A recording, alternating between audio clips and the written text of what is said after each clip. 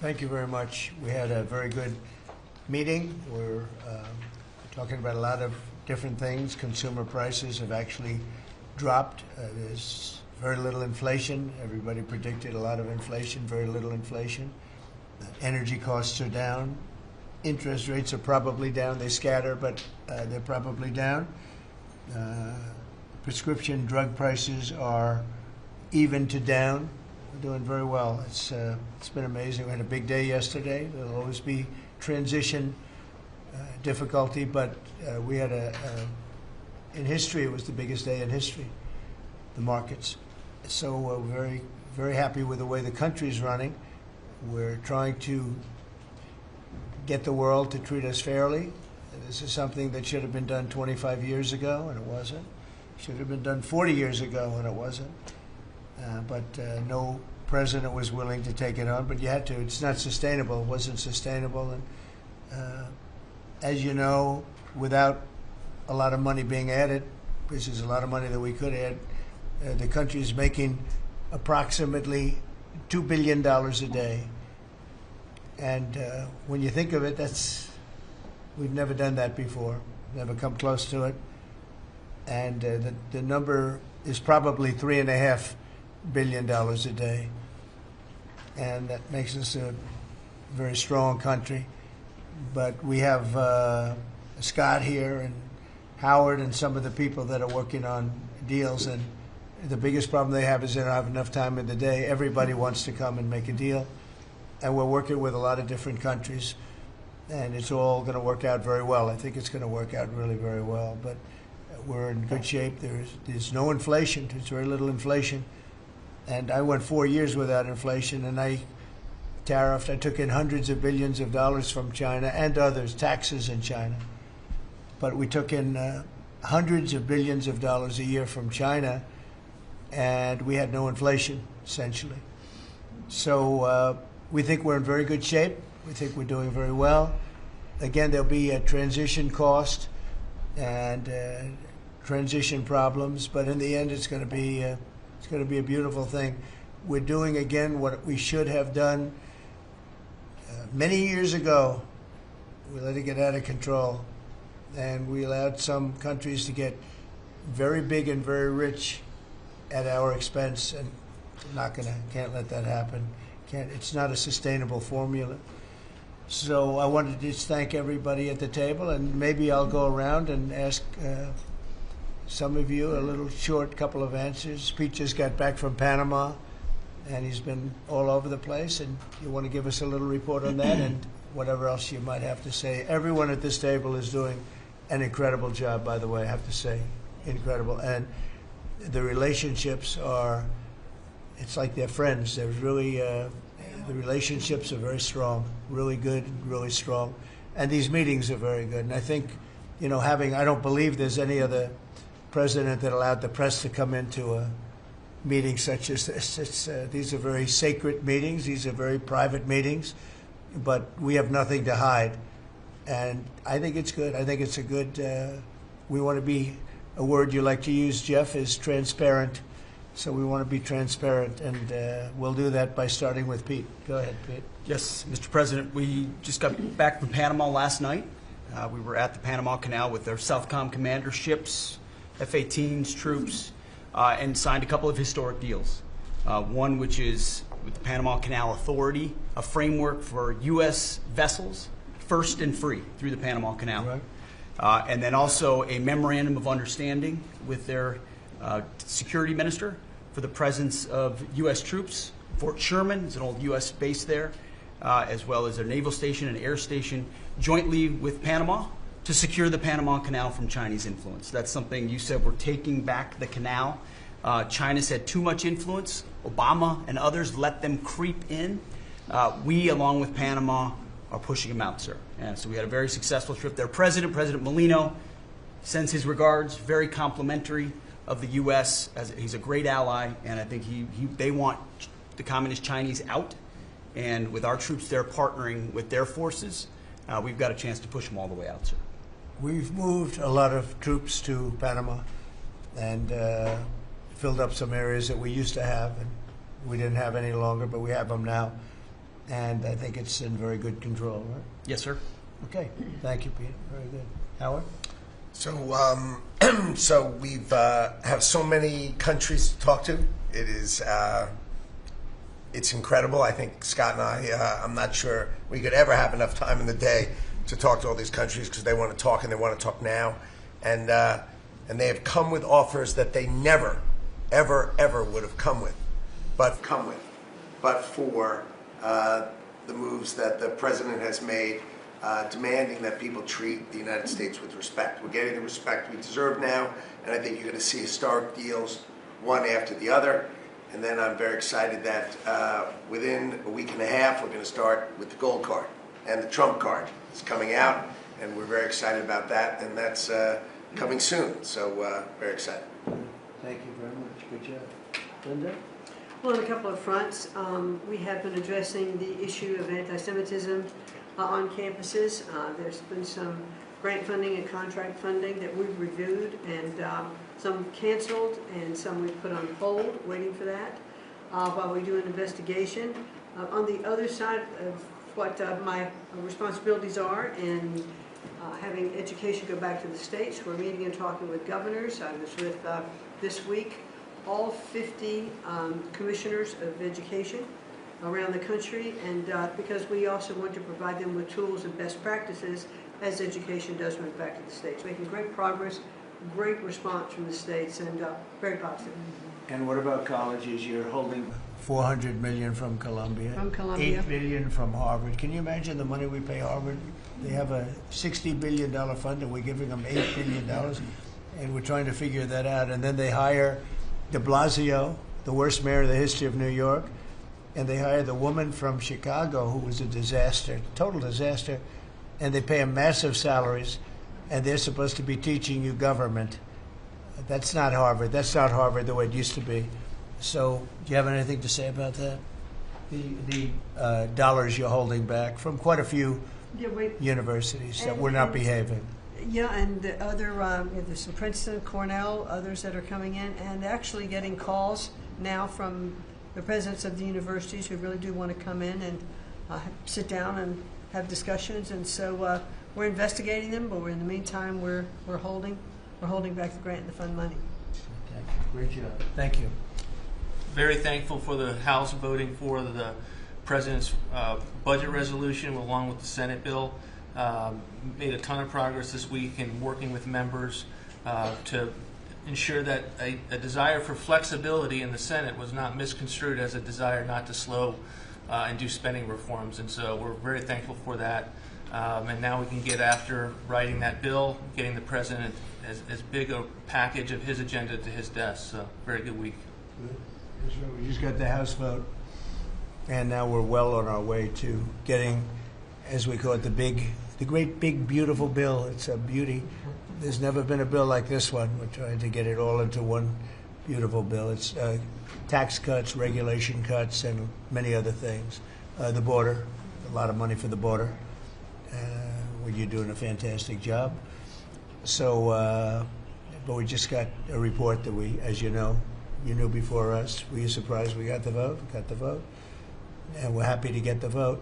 So I think we're going to be in very good shape. Okay, please. Mr. President, last year the Chinese received 1,700 orders for new ships. American shipyards received 5. Under your leadership, like so many other industries, we are going to revitalize and make shipbuilding and maritime great again with these blue-collar jobs. These are the cranes, the ports, opportunity zones, and drive that investment back in. And we have, under that executive order, and also one to streamline foreign military sales for people that want to buy our equipment, and of course acquisition reform, all just this week under your leadership, Mr. President. So we're going to be rebuilding our shipbuilding business. We may order, would have to go to Congress for this, but we may buy some ships from other countries that we're close to and that do great jobs with ships, but we're going to start the process of rebuilding. We don't really essentially build ships anymore, which is ridiculous.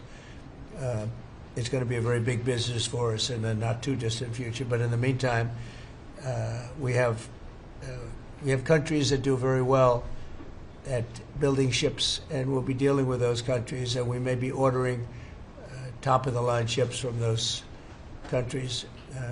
And within a fairly short period of time, we'll be building our own ships. So we'll probably have to go to Congress for that, but we're not going to have a problem. Susie, thank you very much for the job you've done. Go ahead, please. I just wanted to make sure you know that this cabinet, I think, pretty uniquely collaborates and cooperates and works together to accomplish all that you've asked them to do, and I think they deserve a lot of credit for that. It's true. You're doing a great job. The chief of staff, doing a great job. Lee, go ahead. Mr. President, the Biden EPA was strangulating the economy. The Trump EPA understands it's not a binary choice. We can protect the environment and grow the economy. Working with Doge and Elon Musk, we've now canceled $22 billion worth of grants, and we have launched what is the largest deregulatory action in the history of the country. Just in one agency. That's how much of a mess the Biden EPA left us. It is going to end up reducing the cost of living. It's going to create jobs. It's going to make it easier to purchase a car. It will be easier to heat your home. We're proud of this effort. The effort that we have is fulfilling the mandate that you earned from the American public. Clean air, land, and water for all Americans, unleashing energy dominance, permitting reform, advancing cooperative federalism, making America the AI capital of the world, and bringing back American auto jobs. When you called me that day asking for me to take this position, I was honored. And you were very specific and clear in what you wanted us to accomplish. We understand our mission, and at the Trump EPA, we're going to make you proud. Great job. You're doing a great job. And you have a lot of applications for approvals for power plants, which are going to really power the regular plants, and they're going to be right next to each other because we can't rely on our grid. It's old and it's tired, and it's very subject to being attacked, whether by rain or by bombs or by anything else. And we're letting people build their own power plants, and these are a lot of them being built with the AI and beyond the AI chips, and we're letting them build their own power, and never been done before, and we're going to get it done quickly and approved quickly as part of a plant. They'll have a sort of be their own power company, and it's very exciting. They couldn't believe it when I told them that. I said, we're going to get you the approvals very fast as part of your regular plant. You're going to build electric producing plants, and it's very exciting.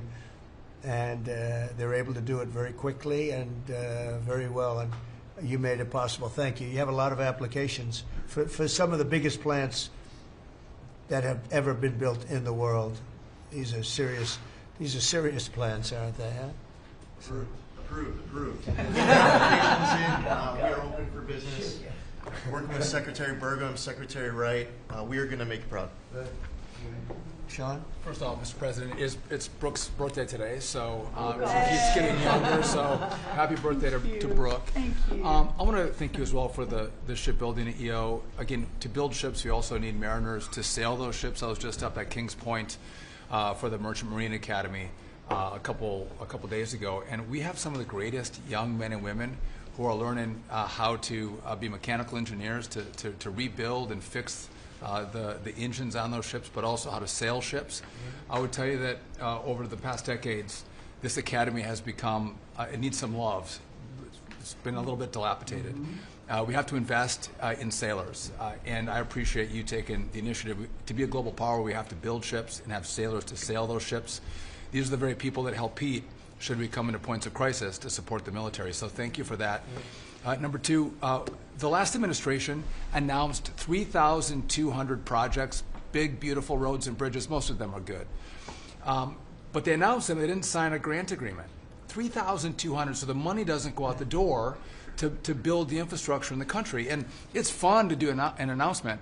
It's actually the harder work to put together these grant agreements. So we're doing the work right now at DOT to get these grant agreements done and build the projects. Most of them are good.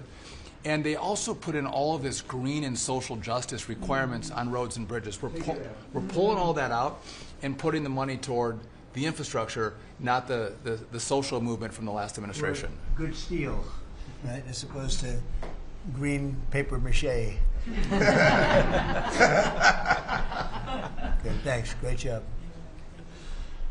Sir, first, we are, I would say, more than friends. We've all become family. And I think that what you have assembled in your vision is a turning point and an inflection point in American history. And so just being a part of that is the greatest honor. So thank you for that. And again, just the relationships here and the honor and respect we have for each other is a reflection of you and your leadership. So I just wanted to say that first. The second thing I want to say is that on behalf of the farmers and ranchers, food security is national security. We have to be able to feed ourselves. And your idea of using tariffs along with deregulation and tax cuts, but your idea of using tariffs to ensure that we are putting forward and putting America first, no one understands that better than our farmers and our ranchers. But having said that, emerging from 4 years of Biden with a 30% increase in inputs for our farmers and ranchers, with an almost $50 billion trade deficit. When we left the first time, it was zero, meaning that they are hurting. So the period of uncertainty we're in, they know that your vision will move us into an age of prosperity for all Americans, but for my people, for the farmers and ranchers, unlike any they have seen before. And I think they are really, really excited and so grateful for your leadership. But also, you have never failed to say that you have the backs of our farmers and our ranchers. It was the first phone call that I had after I was voted with the Senate, and that message just resonates with an almost an 85% support of you in the last election. They're with you. Interestingly, the biggest budget driver at the United States Department of Agriculture is not farming and ranching or agriculture, it's food stamps. And so as we emerge and embark, Secretary Kennedy and I, on your vision of making America healthy again, a massive part of that is realigning and reworking our food stamp program so that it better serves those who need it. And yeah, to the point of getting the transgender, DEI, Green New Deal out of the USDA and realigning is really important. So It's out of the thank military, you. right? Yes, sir. Is it 100% out, would you say? 99.9, sir. We're going to get that last point Get the one out. rest of it. But thank you, sir. We've got a much different military, I will tell you. Thanks very much. Good job. And eggs are down. Eggs are Big, down. right? Yes, Big. yes, sir. Wholesale prices. Retail will come. Easter is the Super Bowl for eggs. So, you know, there may be a little fluctuation, but no, we feel really good about it. Thank you. That's what I hear. Thank you. Thank you. Good. I'd echo what Howard said on the trade queue, that we've got over 75 countries that want to come in. So it'll be Treasury, Commerce, Jameson at USTR, and we're putting a process in place. And as you said, you're going to be part of the negotiations too, because you know I've had these countries call me up and Secretary Bessent, we're happy you're going to be negotiating. I said, well, President Trump's going to be involved too. Every So detail.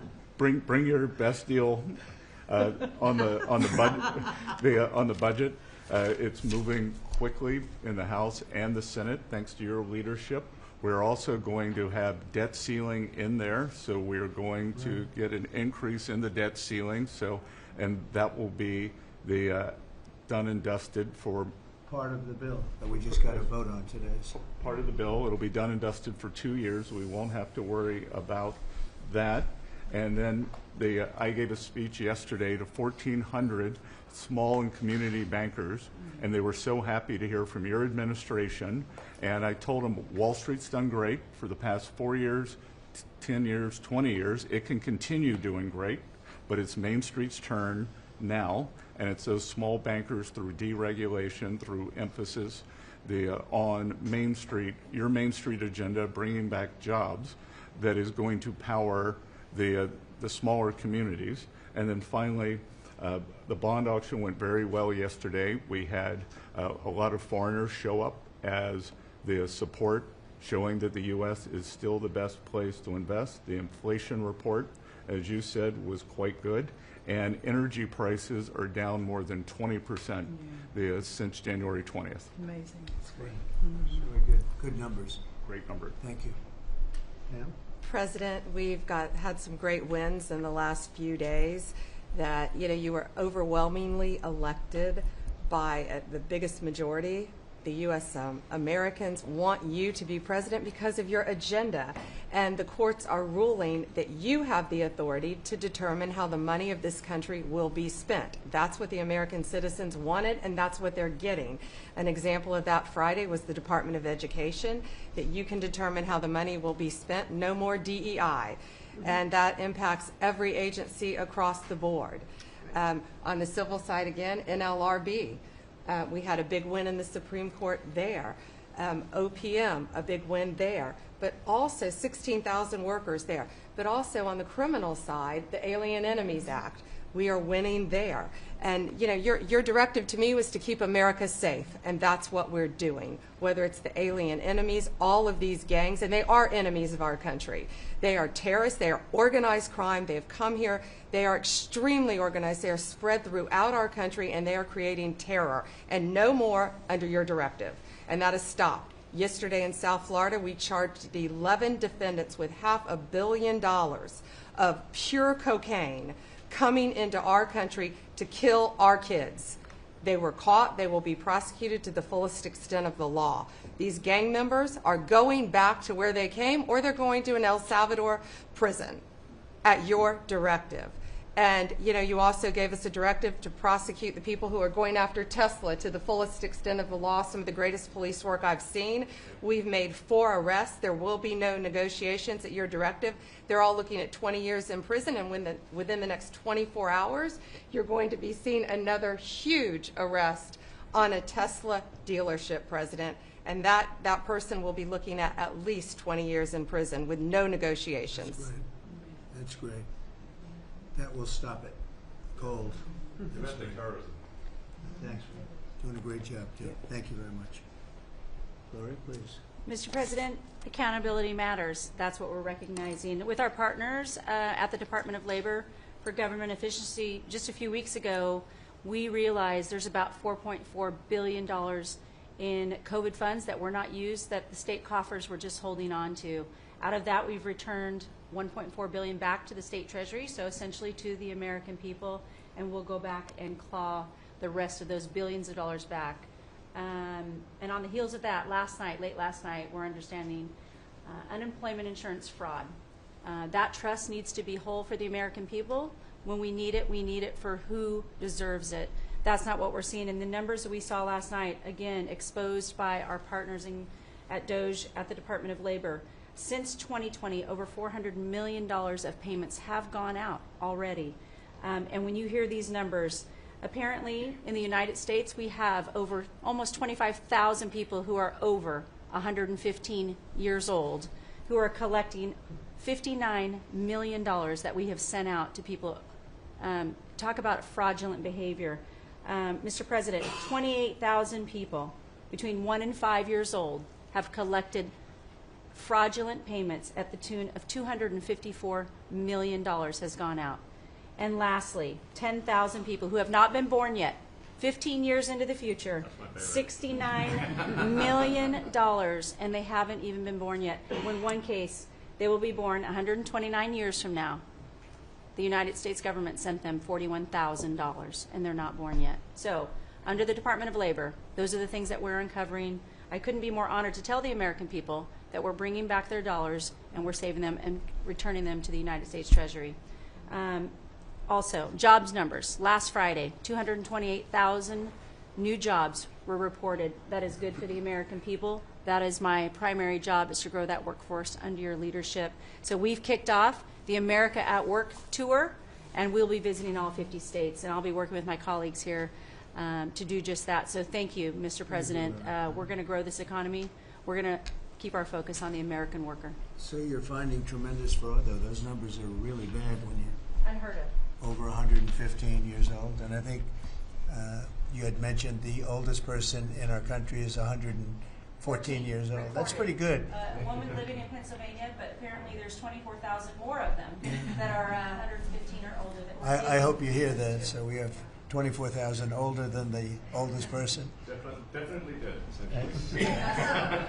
That's terrible. And what are we doing about that? How do we get that money back? Yeah, so we're working with our IGs to do the further investigation. The House and Senate, we had a 5-year statute of limitations We've had an extension on that another 5 years. And so the goal, in my opinion, we should never have a statute of limitations to return the American dollars back to the Treasury when there's fraud. But at this point, we will continue to work hard and double down and return those dollars to the Treasury. Great. Thank you. Thank you. Great job. Christy?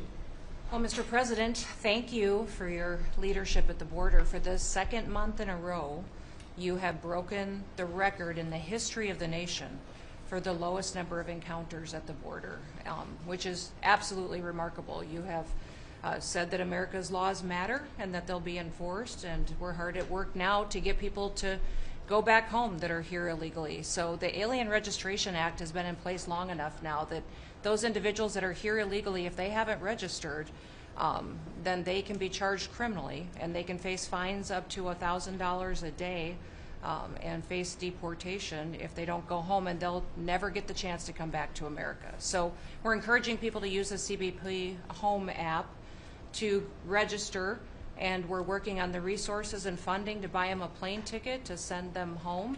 I went to El Salvador, Colombia, and Mexico, and those countries and others are thinking about setting up programs to support these individuals when they get back to their countries. So when they get there, they'll have housing and food assistance, and so making sure that these folks have the opportunity to go home so that they can get the chance to come back to America is important. And So it's a very big self-deport operation that we're starting. thousands of people have already Yeah. self-deported. Well, we're just going to, when you have 21 million people that need to go home because they're here breaking our laws, then we need to facilitate that. And I've been working with the governors a lot lately on several different issues. One of them has been on FEMA for recommendations on how to do exactly what you've directed us to do. And then also I sent a letter and communicated with them that they need to be setting up a SCIF. Some of our governors don't have secure facilities to have national security issues. I think one of the jobs Homeland Security has is to give communication down to states, to local cities and communities. And so recommending they get a SCIF, they have secure comms with them at all times or nearby so that they can have national security conversations, and then to have somebody in their office designated that is their communications person. A lot of them have emergency management officers, but they don't necessarily have somebody designated when it comes to a national security issue that we may need to communicate with them on. And I think American people need to know that Real ID will be required to travel on May 7th. So those governors have been notified to communicate that at home. We don't want anybody to get delayed and not be able to travel when they get to an airport. And this will also help us bring integrity back to all of our IDs and how they're used for issuing driver's licenses. And governors know how I feel about making sure their driver's licensing system has integrity, because a lot of people use their driver's license to vote. And the backbone of our country and the foundation is election integrity. So we're giving all those directions to our governors and communicating that so they can lead on it as well. And we're going to work with people so that if they go out in a nice way and go back to their country, we're going to work with them right from the beginning on trying to get them back in legally. Is that right? A chance to come back. So it gives you a real incentive. Otherwise, they never come back. They'll never be allowed once a certain period of time goes by, which is probably going to be 60 days. We're also going to work with farmers that if they have strong recommendations for their farms for certain people, we're going to let them stay in for a while and work with the farmers and then come back and go through a process, a legal process. But we have to take care of our farmers and hotels and various places where they need the people. And we're going to be working with you very carefully on that. So a farmer will come in with a letter concerning certain people saying they're great, they're working hard. We're going to slow it down a little bit for them, and then we're going to ultimately bring them back. They'll go out, they're going to come back as legal workers. Okay? Yes, sir. Thank you. Which I think will be I think it's very important to do. Okay, thank you very much. Great job. Jameson, I watched you testify for the last Yeah, he did great. couple of days. You were on every night at 3 o'clock in the morning. You did great. You were fantastic. Thank you very much. It's just what I like to do for fun, sir. You've been keeping us very busy. Last week, you started a reordering of international trade, something that hasn't happened for 80 years, something that should have happened decades ago. And you know that. You've known that for a long time. That's why you have us all working on this. you came into an emergency situation where President Biden left us with a $1.2 trillion trade deficit. It's the largest of any country in human history, the largest. So you declared an emergency, you took action. You say the largest in history, right? In history. There's never been anything like what he left us. He left us a mess. His whole administration was a mess. So go ahead. So you declared an emergency, you imposed a trade action, so now you have a tariff on the world, it promotes U.S. manufacturing, it protects U.S. workers, and you've also given room for negotiation during this time so we can open export markets for our farmers and other producers and American workers. And this is why the unions vote for you, this is why the workers vote for you, this is why the families want you to be the president, because you're standing up for American workers and American communities. We've had countries come in over the past couple of weeks that represent more than half of global domestic GDP, more than half. That's who's coming in to talk to you and to your advisors about how to have reciprocal trade, how to have fair trade. Wouldn't have happened without you. Thank you very much. Great job. Lovely lot. Well, thanks to your fantastic leadership, this amazing cabinet, and the very talented Doge team, I'm excited to announce that we anticipate savings in FY26 from reduction of waste and fraud by $150 billion. And I mean, and some of it is just absurd, like people getting unemployment insurance who haven't been born yet. I mean, I think anyone can appreciate whether, I mean, come on, that's just crazy. You know, some of these things, people ask me like, well, how are you going to find waste and fraud in the government? I'm like, well, actually just go in any direction. That's how you find it. It's very common. it's as the military would say, target-rich environment. So I think we're doing a lot of good in excellent collaboration with the cabinet to achieve these savings, and it will actually result in better services for the American people, and that we're going to be spending their tax dollars in a way that is sensible and fair and good. And your people are fantastic. In fact, hopefully they'll stay around for the long haul. We'd like to keep as many as we can. They're great, smart, sharp, right? Finding things that nobody would have thought of. Very computer savvy. Yes. We're working with hard to get the Trump Gold Card operational, hopefully in the next week or so. That'll be very exciting. It's Really exciting. That's a pathway to citizenship into the United States. It's a big deal. Yep, it's a big deal. Thank you very much. Great job you're doing. Thank you, sir. Thanks to your leadership and setting the mandate of transparency and accountability across the U.S. government. I'm bringing that transparency and accountability to the intelligence community, first and foremost, to make sure that you and your cabinet have that real-time, relevant, apolitical, objective intelligence to best inform whether it's negotiations for peace, negotiations around tariffs, the great work that you are leading around the cabinet today. Secondly, working with Department of Homeland Security and the FBI to increase our information sharing to achieve your goal of countering the narcotic trafficking and our ability to go after cartels now designated as foreign terrorists. I met with the National Sheriff's Association this week, being able to work to make sure that the information that they are getting on the ground, that local law enforcement is getting on the ground, is being fed back up through to our National Counterterrorism Center, and that we have all of the federal agencies, state and local law enforcement, all on the same page as we are working to make our country safe again. And lastly, sir, as you know, declassification and rooting out weaponization, politicization of the intelligence community is a huge priority. You know more than anyone else the very dangerous and negative consequences of that. I've got a long list of things that we're investigating. We have the best of the best going after this. Election integrity being one of them. We have evidence of how these electronic voting systems have been vulnerable to hackers for a very long time and vulnerable to exploitation to manipulate the results of the votes being cast, which further drives forward your mandate to bring about paper ballots across the country so that voters can have faith in the integrity of our elections. And lastly, we've been scanning. I've had over 100 people working around the clock to scan the paper around RFK, Senator Robert F. Kennedy's assassination, as well as Martin Luther King Jr.'s assassination, These have been sitting in boxes in storage for decades. They have never been scanned or seen before. We'll have those ready to release here within the next few days. That's great. Bobby, how do you feel about that? That's hitting, I'm very that's gratified hitting close, to hear. That's hitting close to home, isn't Yeah, it? no When you kidding. think, I'm thinking about Bobby when No. when that statement's made. I'm very grateful to you, Mr. President. And you'll let Bobby see some of this because, you know, it's very personal stuff. But it's time. I've asked him, and his response is, put it out. The world needs to know the truth. And his uncle that's been out, and anything that hasn't been out, they can go to your offices and see, right? Everything that we have within our possession, it's either online or it's physically at the National Archives and Records Agency.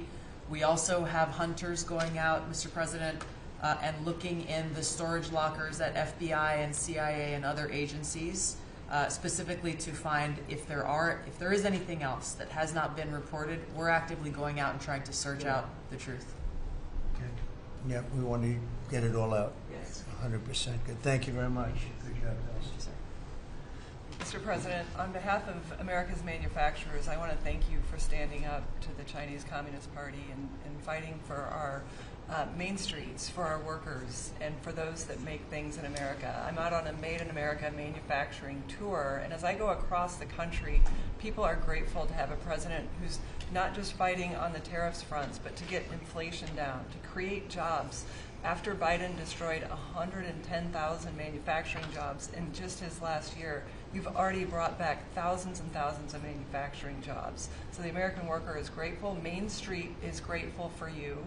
And at the agency level, we're making sure that manufacturers have access to the capital they need, but we can't do that if we're not fighting fraud. So we've modified our loan applications to have citizenship verification, to make sure we have birth dates, common sense principles around lending that the Biden administration had waived. They waived $450 million of fees in 1 year. We're restoring that for the American taxpayer. And the American taxpayer, as tax day approaches, April 15th, they need to know that this cabinet, this administration, and thank you Elon Musk and Doge for fighting for the American taxpayer to make sure that their hard-earned dollars are well spent, that they have a return on investment for this country, and that we're fighting for them just as you are every single day. So thank you, Mr. President. Thank you very much. Mr. President, we are working at HHS to advance your agenda to make America healthy again. I'm working with Lee Zeldin to reassess the fluoride rules based upon the August release by the National Toxicity Program of new science that shows a direct inverse correlation between exposure to fluoride and IQ loss, particularly in children. Lee and I were in Utah this week, to announce that Utah became the first state in the country to ban supplemental fluoride. I'm working with Brooke on, and governors now in 24 states who are advancing MAGA legislation to get soda pops off of the food stamp program, off the SNAP program. We've launched Operation Stork Speed to get the bad chemicals out of baby formula.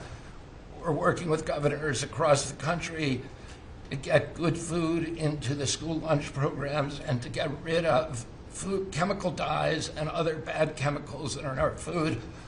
We've shown now that this directly affects academic performance, violence in the schools, and mental health, as well as physical health. We are working with governors across the country to get cell-to-cell or bell-to-bell legislation to restrict the use of cell phones in schools, which again dramatically impacts academic performance. Today we announced a dramatic reduction in animal testing at NIH and FDA. We're going to switch over to AI, which we've now found is much more precise in identifying the impacts of toxics in various products. We're working with Elon, who's done an incredible job to eliminate the redundancies and to streamline operations at all the health agencies and to calibrate our trajectory to your agenda of making America healthy again. And finally, on the CDC has done an amazing job at getting the measles outbreak under control. We have about 680 cases now in 22 states, compared to the same outbreak in Europe, which is 127,000 cases and 37 deaths. Our numbers in this country have now plateaued. And I want to thank CDC for that. And we're trying to refocus the press. We've had 3 measles deaths in this country over 20 years. And we're trying to refocus the press to get them to pay attention to the chronic disease epidemic as you've asked us to. We have now 38% of American youth are pre-diabetic. This was unknown 30 years ago. Every child that becomes diabetic, there should be a headline about them. We have 100 million adults who are pre-diabetic or diabetic. And we have, we have now, the autism rates have gone from now, most recent numbers we think are going to be about 1 in 31. 1 in 12, so they're going up again. From 1 in 10,000 when I was a kid. And we are going, at your direction, we are going to know by September. We've launched a massive testing and research effort that's going to involve hundreds of scientists from around the world.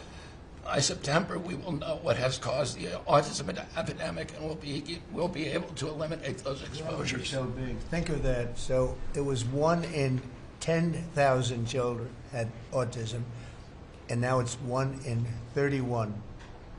Not 31,000, 31. That's a horrible statistic, isn't it? And there's got to be something artificial out there that's doing this. So you think you're going to have a pretty good idea, huh? We will know by September. There will be no bigger news conference than that. So that's it. If you can come up with that answer where you stop taking something, you stop eating something, or maybe it's a shot, but something's causing it. It can't be from 10,000 to. Can you imagine that, Marco? That's a big number. Thank you very much. You're doing great. Thank you, Bobby. Please. Doug. Well, Mr. President, one of your primary administration goals is to make sure that we unleash American energy, and of course the strategy behind that is when we do that, it helps make it more affordable for all Americans. Energy isn't just industry, it is the foundation of every other industry, whether it's food, manufacturing, clothing, transportation. And then also when we've got the ability to generate and not just be energy independent but energy dominant, then we have the opportunity to sell energy to our friends and allies versus them buy it from our adversaries. And our adversaries were funding terrorism and conflicts against our allies by their oil and gas sales that were going through a Swiss cheese set of sanctions. So with your creation of the National Energy Dominance Council, over half the people at this table serve on that. Everyone has been engaged, whether it's interactions with negotiations with other countries, with putting sanctions in place that actually work, with cutting deregulation, working on biofuels, building infrastructure for transportation. There's a whole range of things that are being tackled. But when in the outcome of all that is that the Biden administration was restricting supply, you're increasing supply. When you increase supply, then prices start to come down. And we have a huge opportunity to do this. Just in interior alone, there's 500 million acres of surface, 700 million acres of subsurface, and 2.5 billion acres of offshore. And the Biden administration was trying to restrict this so that you couldn't get a timber lease, you couldn't cut a tree, you couldn't graze a cow. You couldn't develop oil and gas minerals, and you couldn't develop the critical minerals we need for our technology, for our defense industries, and to be able to help us win the AI arms race against China. So we're opening up this, and with your executive orders and your work, we've on Tuesday, historic day, you ended the war on beautiful clean coal, which has been going on since Obama took office. China gets 60% of their electricity from coal. They're opening up a They've opened up 94 gigawatts of coal in the last year as part of this AI arms race. 94 gigawatts, that's enough for 94 Denvers to be able to, 1 gigawatt per metro area like that. It's unheard of. So what we have an opportunity under your leadership to come back. The Gulf of America had its first offshore lease sale, which is scheduled for later this year, but that was, the industry loved that because we're now, the Gulf of America is now open for business again. And there's as much as 7 billion barrels of oil accessible now. They've increased the upside of what they think that is. On the coal front, the estimate is the financial value of the coal in America is $8 trillion. That was an asset on the balance sheet that we've now being put back on again. And of course in Alaska, with your separate executive orders to unleash Alaska energy between ANWR, the North Slope, the Strategic Petroleum Reserve Alaska, all of those, we've reversed Biden decision. Those are all open for business again. And all of this is leading to the investment coming to America. The smart money is coming to the U.S. That's why we've got trillions of dollars of investment that are showing up at the door, because they know if they're going to do manufacturing here, there's going to be energy to power their plants. And so, again, thank you for your leadership and thank you for everything you're doing. Very good. Thank you. Marco? Well, Mr. President, one of the most important things I believe you'll achieve in your presidency is reordering the world in a proper way. For 31 years, more than 31 years now, multiple administrations have allowed the Chinese to deindustrialize this country, to take away jobs and factories and the pillars of our national strength. And what you're doing now, I think, is a great service to our country, but ultimately to the world. And I want to congratulate you and your team that's working on that, because it has extraordinary geopolitical implications, as you see, from all these other countries that are now coming here and wanting to join something that actually makes it's crazy to allow these. I mean, basically, we lived in a world where Chinese companies can do whatever they want in America, but our companies cannot do anything over there unless they allow it, and even then they steal our stuff and reverse engineer it. So just reordering all of that has dramatic implications on peace and security of the world, so we thank you. An important meeting, thanks to you, is going to happen on Saturday for the first time in a long time. There'll be direct talks between Ambassador Woodcoff and a top-level leader in Iran. We hope that'll lead to peace. You've been very clear what Iran is never going to have is a nuclear weapon, and I think that's what led to this meeting, and we'll wait for him to come back from it, and we're hopeful about that. I would also say that we are receiving, and I think the Department of Homeland Security can confirm this, historic cooperation from countries all over the world. Number one, in taking back their citizens. Every country in the world has to take back people that are illegally in another country, and we have countries that refuse to do it or will kind of ignore our calls. All of them are doing it. The ones that are not are paying a price. And we've also found cooperation in other countries that are willing to take some of these people, some very dangerous criminals.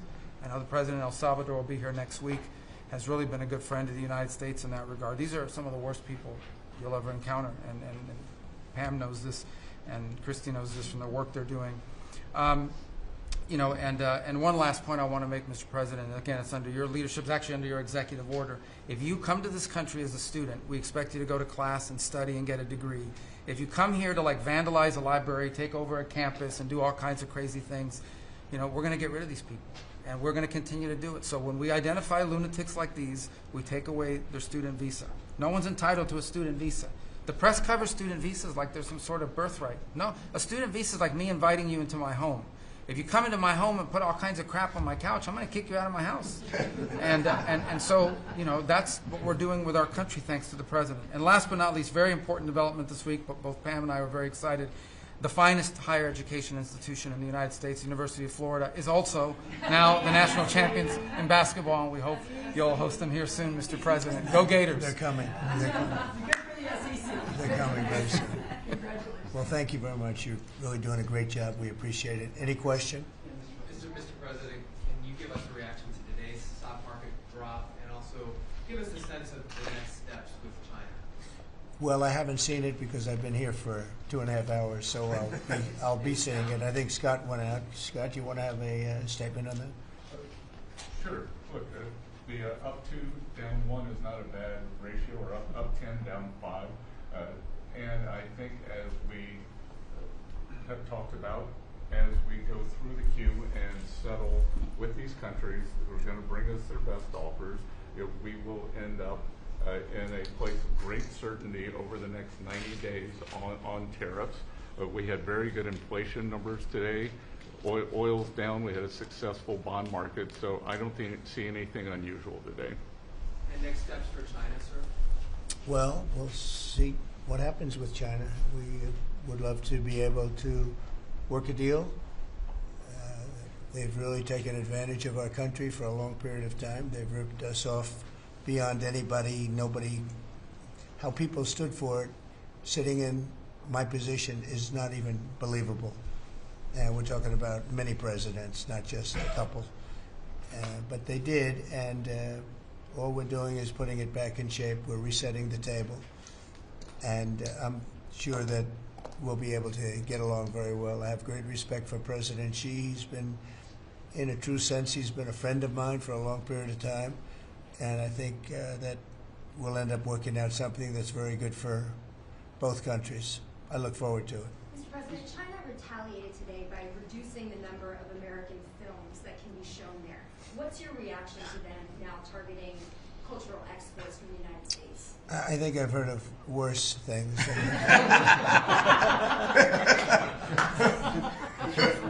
Yes, please. Also on China, the Ukrainians say they have evidence that Chinese soldiers have been found fighting for the Russians in Ukraine. Can the U.S. verify this? And if so, what does the U.S. plan on doing to China to counteract that? We'll look into it, but I think beyond that, we're really looking to get that war stopped. They're losing 2,500 and even more than that young people a week. They're Russian and they're Ukrainian. They're not American, but they're people. And we're seeing if we can get it stopped. And I think we're making progress. I appreciate the ballerina who was released. That was at the request of a very good friend of all of ours, actually. Dana White called me and he said it's the friend or the relationship of one of the fighters for UFC or one of the fighters. And Dana's an incredible guy, and we spoke to President Putin about it, and they made a deal. They released the young ballerina, and she is now out, and that was good, so we appreciate that. We hope that we're going to be able to make a deal relatively soon with Russia and Ukraine to stop the fighting. It's so senseless. It's such a horrible thing. It would have never happened if I were president, but it did happen, and we were given that card. And I think we're going to get it. I think we're going to get it stopped. Got to get going. We got to get it. We have to move it faster. Likewise with the hostages, we're making progress.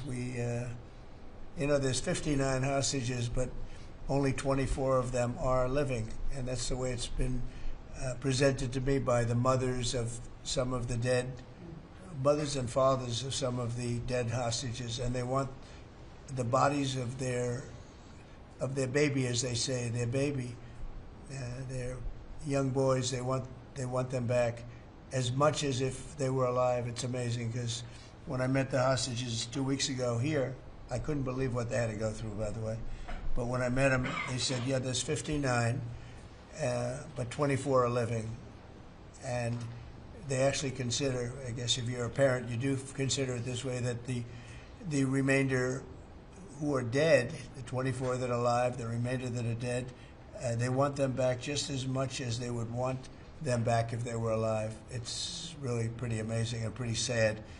So we're getting close to getting them back. We have a lot came back. A lot of people are very grateful.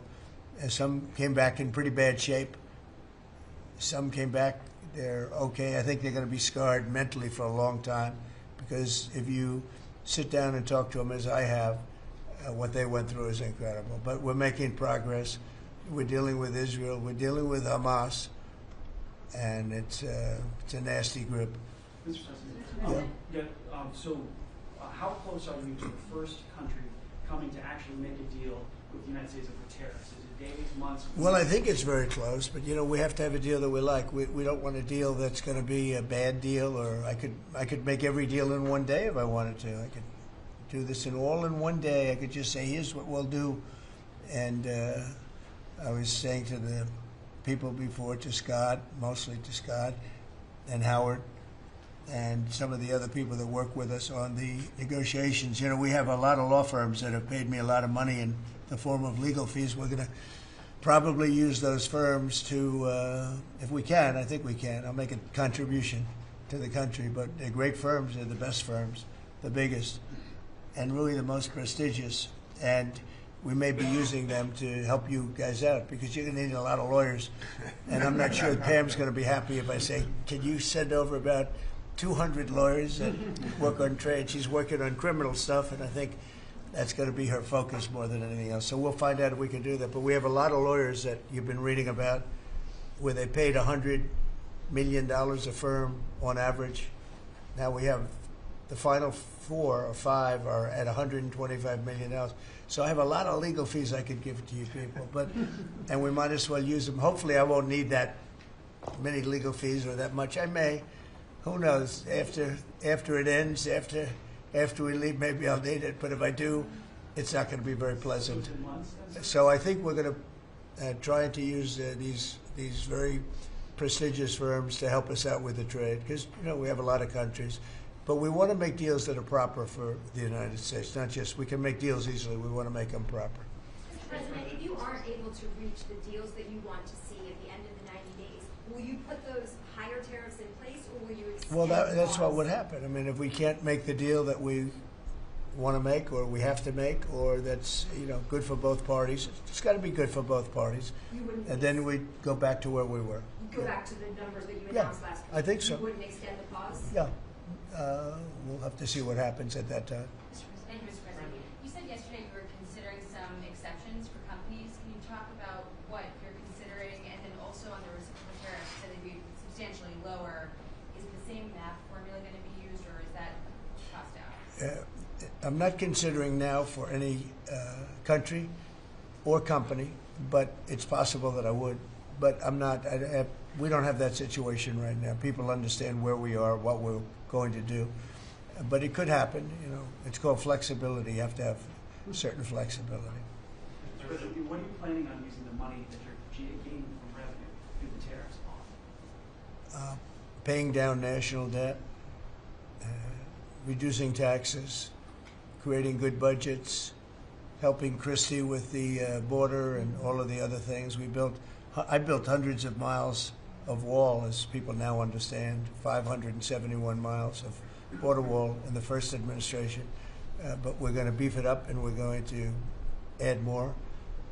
And, the numbers are incredible, really. The numbers are what's taken place. We had great numbers, but these numbers are topping my last administration.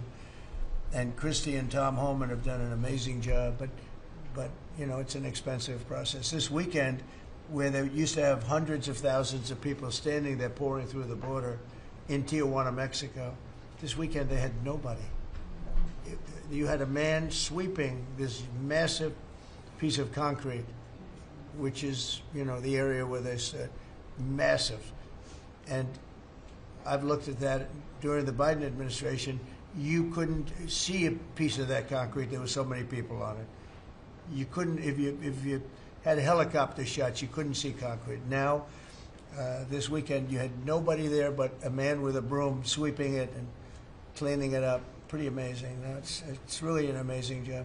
But it will be used for that. It'll be used for a lot of things. It'll be used by the Department of Justice for doing a great job. Pam is doing a fantastic job. So it's going to be used for a lot of different things. On the 10% tariff, is that a basement? It's a baseline. Can countries negotiate that to bring that It depends down? on what they're adding. Some countries we have massive deficits with, or they have big surpluses with us, and others it's not that way. So it depends. That's why it's really they're all different. Every country is different. Some have certain advantages that others don't have, and certain things. We have China has a surplus of $1 trillion. I mean, the numbers are crazy.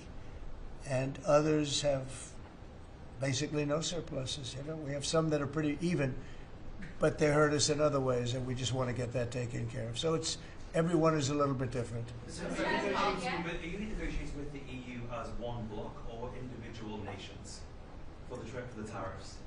We're looking at it as one bloc. They've been very tough, but they were very smart. They were ready to announce retaliation, and then they heard about what we did with respect to China and others, but China. And they said, you know, we're going to hold back a little bit. They decided to hold back. I thought they were very smart. Look, the EU is very smart, but they really have taken advantage of the United States. They were formed for the purpose of taking advantage of the United States. And I don't blame them, and I don't blame China. I don't blame anybody. I blame the people that were sitting at that desk in that other beautiful Oval Office for allowing it to happen. Many presidents I blame. They should have never allowed it to happen. And I'm doing something that a lot of them wouldn't want to do. But I'm here, I do those things, and we're going to make this country great again. We were taken advantage of by almost everybody. I sat back in the last administration. I would actually read them. I don't have to read them now. I know them so well.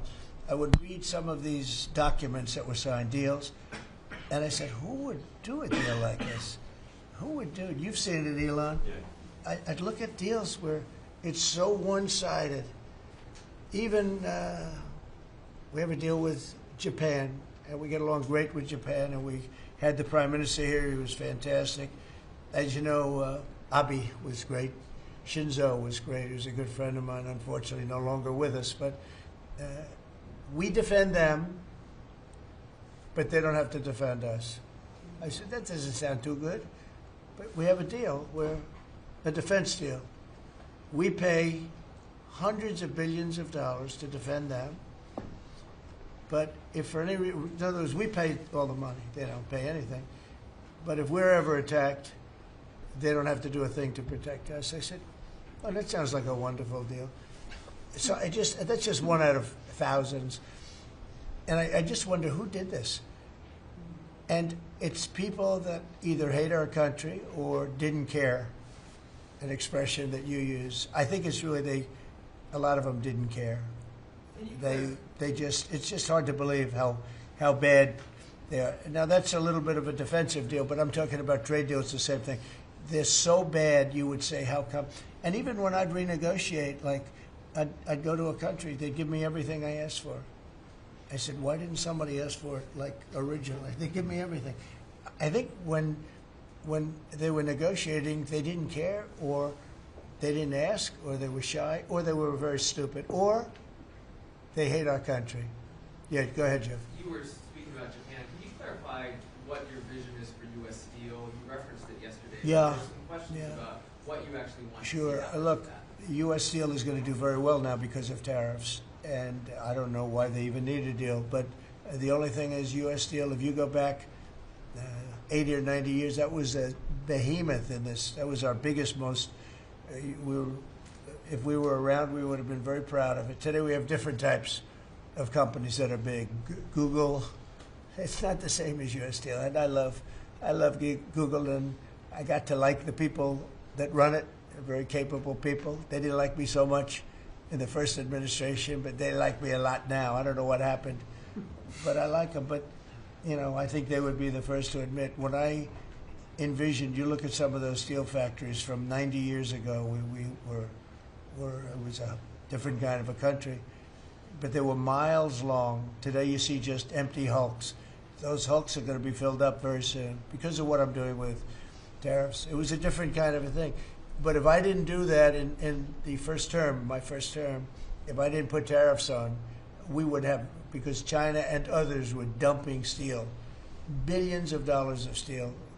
Our steel companies were all closing, every factory. We wouldn't have one steel plant open, and now we have a steel industry that's doing very well, but soon it's going to be thriving, really thriving, and those factories are going to be filled up, but more importantly, they're going to build brand new ones. Nucor and so many other companies call me, Nucor being a big steel company. They're building massive new steel plants, and it's great. And likewise, car companies. We have many, many car companies. 3 of them, I'm not looking to hurt Mexico, and I like Mexico. And by the way, I think the new president is a terrific person, a fantastic woman. We've had many conversations. She's a very elegant, just a fantastic person. And she's been very nice, very, very nice. But I'm not looking to hurt them, but we have 3 car plants that were under construction in Mexico. They stopped constructing, and now they're going to build in the United States because of tariffs. See, we should have never let this happen because whoever it was that was president at the time, we lost 90,000 plants and factories since NAFTA. 90,000. It's not believable. How about that, Lori? You know, you're in that sort of world of factories and plants. Manufacturing, construction jobs, bringing those workers back home. That's right, we're going to bring them all back. But think of it, from that period of time, which isn't so long ago, we lost. I said the other day, if you had a map on a big wall like this, and if you had pins, 90,000, I don't know if you'd have enough. I don't think you'd have enough room on the map to put the pins. 90,000 factories that we've lost since NAFTA. And it's not even, and about 6 million jobs, but really, I think probably a lot more than that, but they say 6 million jobs. We're going to bring many of that back. I think we're going to bring more than all of it back. We're going to be better and stronger than ever before. But if a president, when they were leaving, said, look, you can leave, but if you're going to build a factory someplace else, and you think you're going to come and sell your steel or your car or any product that you make, your pharmaceuticals, which we're going to do, we're going to get them all back. But if you think you're going to just, all they had to do is say this, and they wouldn't have left. You know, I said it the other day. I said it with respect to, I made a speech a year ago, and I told them if I win, we're going to charge a big, big tariff at the border. And people were thinking about building in Mexico a car plant. And I said, we're going to have a big tariff. So if you want to build a car, you're going to have to pay 25% more than the cost of that car. You're going to have to pay 25% tariff at the border. They would have never left.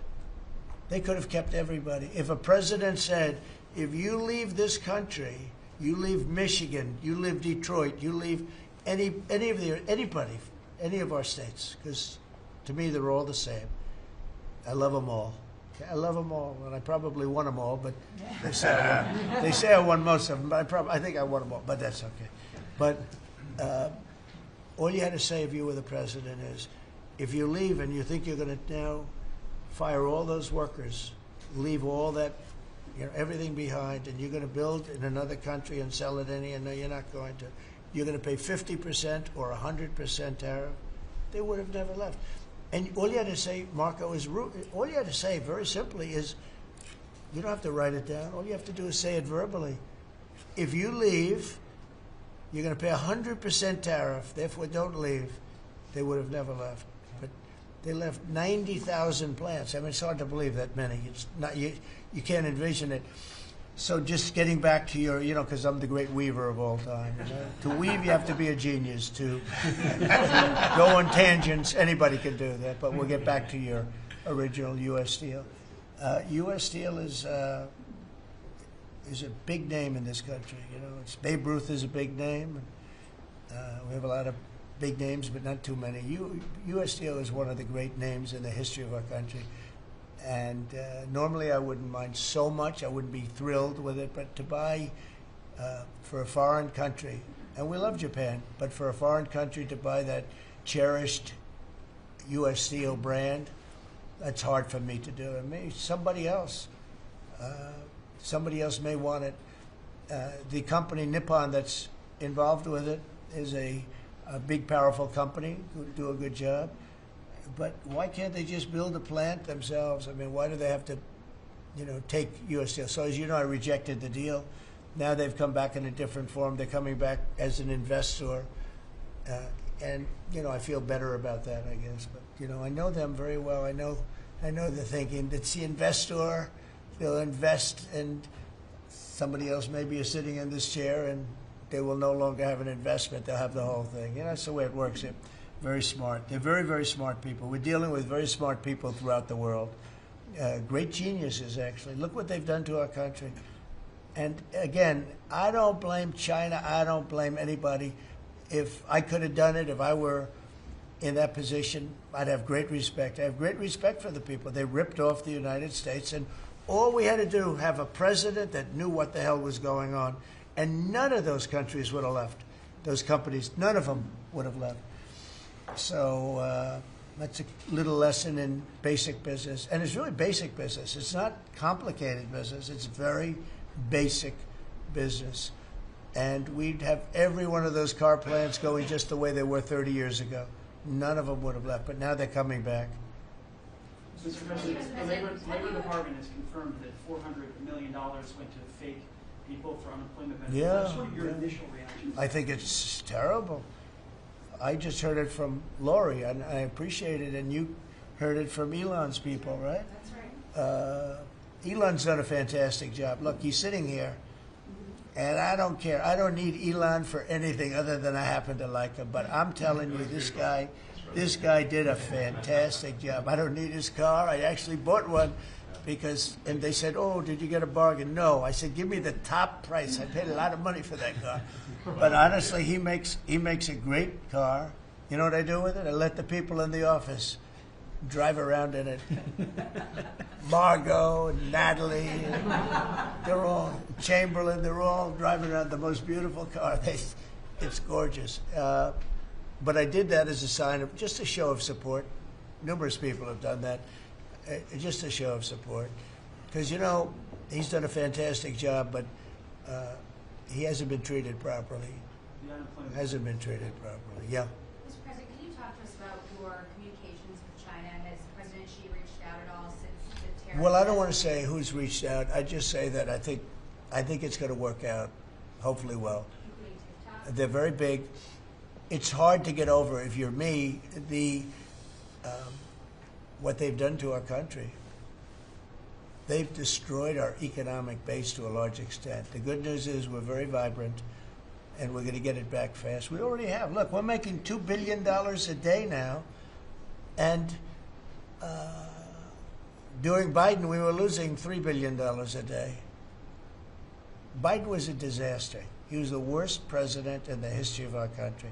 And you know, to me, worse than that, because the money you can make if you have the right guy in this position, worse than that was what they did on the border. By allowing the jails of the world, not South America, all over the world, to be opened up so that we take everybody from Africa, Asia, South America, Europe, the bad ones. They opened up their jails and they dumped them in the United States. And now this beautiful young woman who seems to be, boy, she loves what she does, though. I think she loves what she does because she's a patriot. She hates to see it.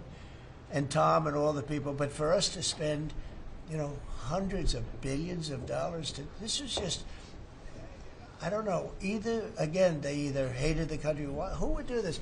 Who would want millions of people to pour through an open border? We have no idea who the hell they are. And just walk right through.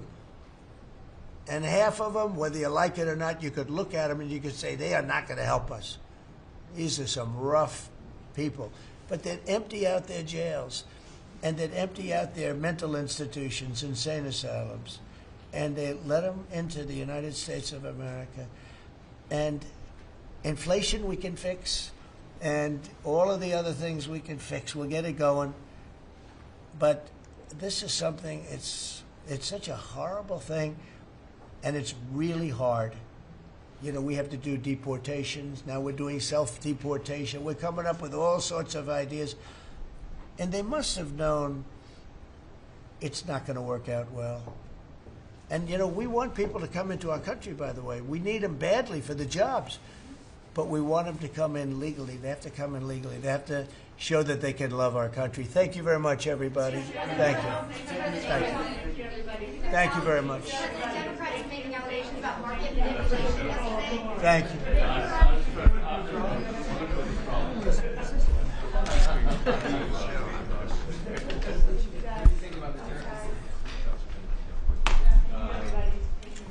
Thank you. Thank you very much. Yes. Yeah.